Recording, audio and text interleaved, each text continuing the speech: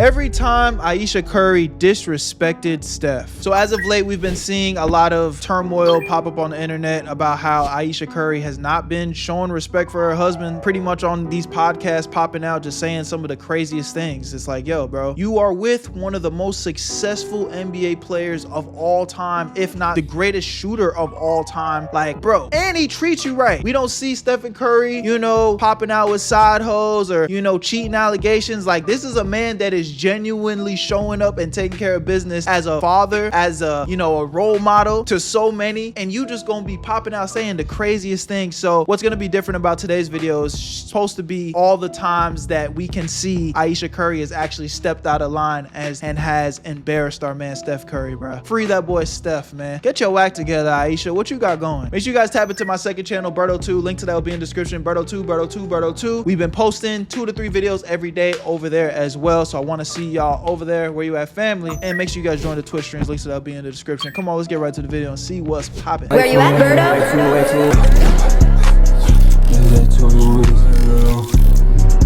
I made this shit look sweet. So throughout my time on Earth, I've gotten to see some of the greatest athletes ever, and sometimes a single individual comes around and changes the game altogether. Someone comes in and dominates in such a way that has you contemplating self-deletion as you hear this against your team. Hurry, way downtown!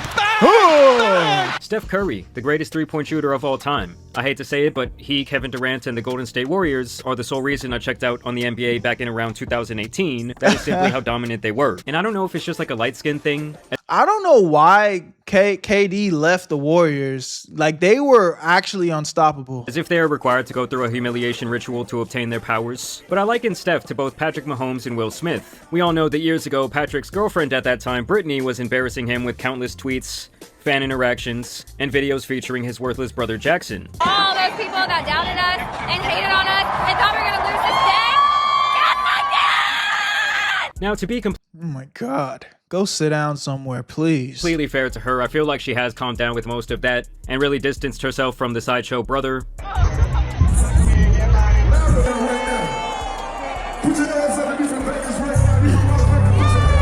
And as for my guy Will, y'all Oh yeah, Will. I've been told you what Will needs to do at this point. He needs to divorce his wife, make a diss song. He want to do all these cringe ass songs. He need to make a diss song exposing his wife, and he need to have a hoe phase. I ain't gonna lie. That's the only way we accepted Will Smith back. Will Smith need to start popping out being a degenerate, my nigga. know his legacy was tarnished because his wife loves to emasculate him every chance she gets. Would you say she has been instrumental in you and I redefining our relationship? I would say don't just start filming me without asking me Oh my goodness. if you could film me. Astaire, come help us again, please. I'm still dealing with foolishness. And Oh my God. we have also talked in the past how Steph's wife Ayesha is yet another one of these women who does this exact same thing. I think the downfall really began the night of June 16th, 2016, when LeBron would score 41 points, evening up the NBA Finals at 3 games apiece, before eventually coming back in historic fashion from being down 3-1 to Steph Curry and the Warriors. Following that night, Ayesha would tweet that the NBA was rigged, and that she had just witnessed it with her own 2 eyes. To me, this was the first sign that she was beyond willing to speak her mind, no matter what the cost and how it could affect her husband and his career. Keep in mind, Steph has always kept his head down and his nose clean. Like, I'm talking about absolutely no scandals on or off the court, while also Whoa, what the fuck was that? pocketing a cool bill. You know, I'm gonna forgive that because this looked like this had to be back in like 2016 or some shit. A different time on the television. $1 billion along the way. And I feel like when Steph was first That nigga was twerking though. That was crazy. Why the fuck was Stephen Curry twerking? going off, really making a name for himself, everyone loved his family, he was bringing out the baby to the press conference, the wife was doing the cooking show, but it was simply not enough for Ayesha, and over time it's really just gotten more and more embarrassing. First, 6 years ago we had this clip from the Red Table Talk where relationships go to die. Ayesha went on there with Ayesha popped out with Will Smith's wife to do embarrassment ritual voodoo on him.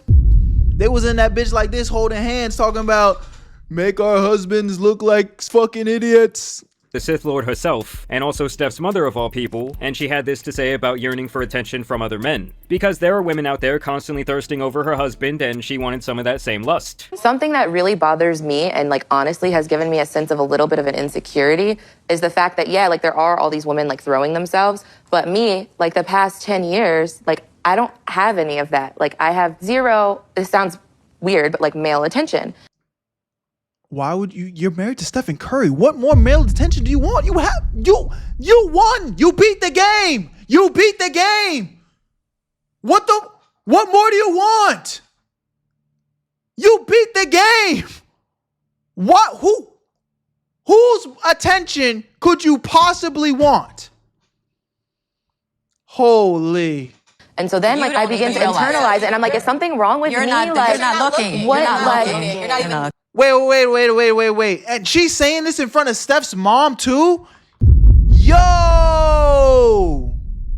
But I'm gonna tell you something. Now, her saying all that while Curry's mom is sitting right next to her is downright insane to me. She even tries to save her by saying, "Oh, you're not looking for that girl. What does it matter?" Something wrong with me? You're not looking. What? You're not looking. And keep in mind, they did get married fairly young, so maybe she did not get to experience all of the things. It doesn't matter. It doesn't matter. This is the type of shit where you shouldn't even be thinking like this. But if you had to get this shit off and, talk a little shit, a little locker room talk, girl version of locker room talk, you say this to yo close homies behind closed doors. Motherfucker, you sitting here talking to strangers with your husband's mother sitting right next to you? Oh my God. She wanted to, but saying that you crave the attention of other men when you're already a mother and a wife for years at that point is strange, and something that she really should have kept to herself or talked about in private, and that is really going to be a running theme in this video. It's not like it's wrong to have feelings because relationships are complicated and they go through various stages, but hey, here comes Jada to give her— Steph mom ain't no saint either. Any of y'all know what happened in 2003 or 23? No, what happened? For some advice. Because I dealt with that for years too, and I was young, like you. Yeah, like, oh my God, I mean. Because I don't want it, but it'd be nice to know that, someone's looking. But when your radar's turned off, right, you're beautiful. Don't ever think for 1 minute that it ain't some men out there looking at you like, I wish. And I'm gonna tell you who knows that more than anybody. Yeah, so Curry's mom even tells her, this is a dangerous line to walk. But when your radar's turned— Now, the next instance of embarrassment would occur on yet another daytime talk show, The Real. This clip does go viral time and time again because of what happens after they bring out this old up shirtless dude named Marcel. Marcel.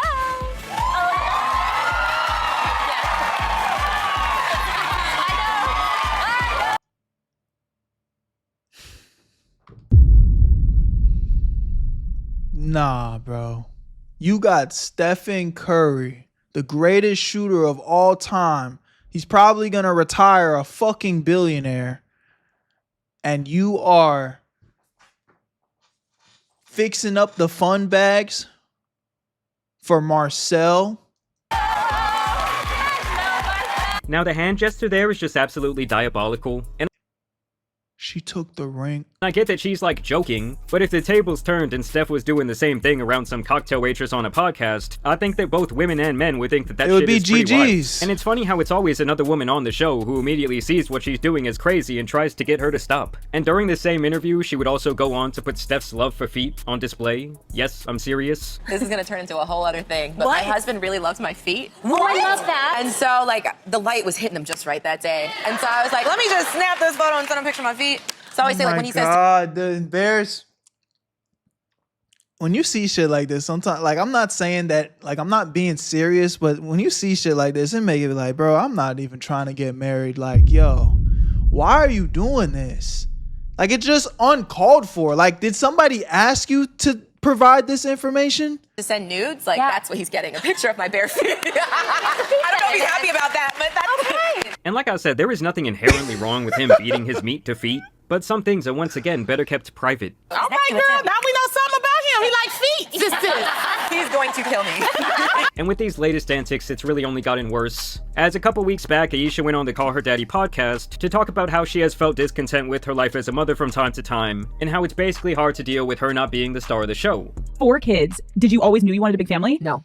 So, I didn't want kids. I didn't want to get married. I thought I was going to be a career girl and that's it. And I had my eyes set on my goals, and I was never the little girl that dreamt about the wedding dress and all of that. And then it happened so early in my life. So it's one of those things you don't know what you actually don't know what you want. And it's fine. And again, I said this in the last video, but it's her having these feelings isn't the problem because she's human. She has every right to have these feelings, but yo, you have to also always keep in consideration the things that you're coming out of your mouth as Stephen Curry's wife. They have consequences. You cannot be saying this on a public stage, bro. This is literally the type of shit that you say to your very close-knit friends behind closed doors. Okay, vent, get your shit off. Go talk to your therapist. Go talk to your husband.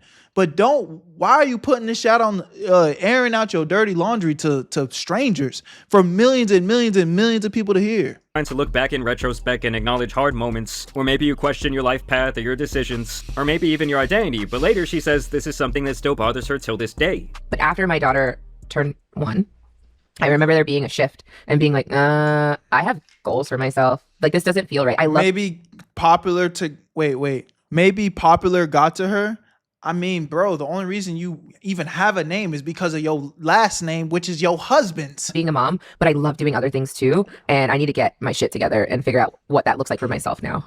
If I have a career and I'm at home, like, did you experience that? I still experience that. I still experience that. I'm always in therapy talking about this. If you lose all of those things that were interesting about you, even for yourself, like even the things that made me feel confident and cool, then what are you doing? And the thing to me is, like, she is a very successful person on her own merit. Like, don't get me wrong, being his wife likely opened most of these doors for her in these situations. Yeah, but let's be honest.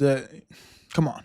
But she also hit home runs with her opportunities, having several very successful restaurants. She has also been highlighted time and time again on magazines and even having her own TV shows. I'm just saying, it's not like she's some silent woman in the corner only there to appease her husband. Yet she still comes off as insecure, but then again, she did say that she thought that she would be the breadwinner, despite also knowing that Curry was going to be a high draft pick, making massive waves in college when they met. I didn't know that he was going to end up playing basketball. He said he wanted to be a high school basketball coach.